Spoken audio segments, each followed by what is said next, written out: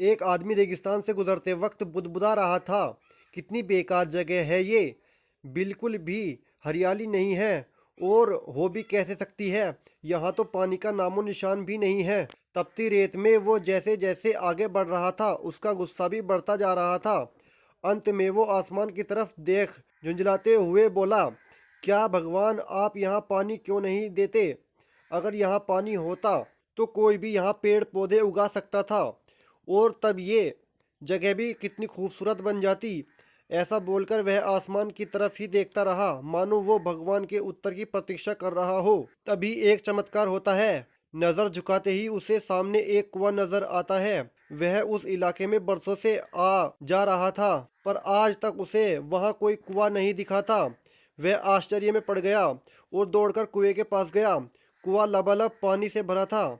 उसने एक बार फिर आसमान की तरफ देखा और पानी के लिए धन्यवाद करने के बजाय बोला, पानी तो ठीक है, लेकिन इसे निकालने के लिए कोई उपाय भी तो होना चाहिए। उसका ऐसा कहना था कि उसे कुएं के बगल में पड़ी रस्सी और बाल्टी दिख गई।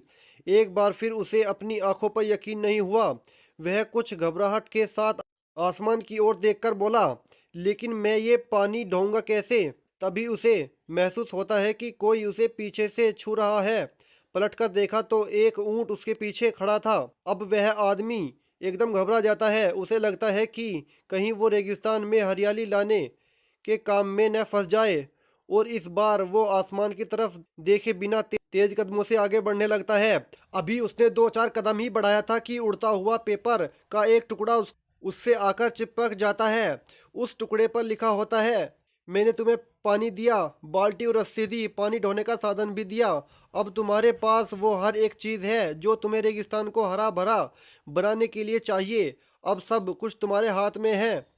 आदमी एक क्षण के लिए ठहरा, पर अगले ही पल वह आगे बढ़ गया, और रेगिस्तान कभी भी हरा भरा नहीं बन पाया। सीख, कई बार हम चीजों के अपने मन मुताबिक न होने पर दूसरों को दोष देते हैं। हम सरकार को दोषित ठहराते हैं, कभी अपने बुजुर्गों को, कभी कंपनी को, तो कभी भगवान को।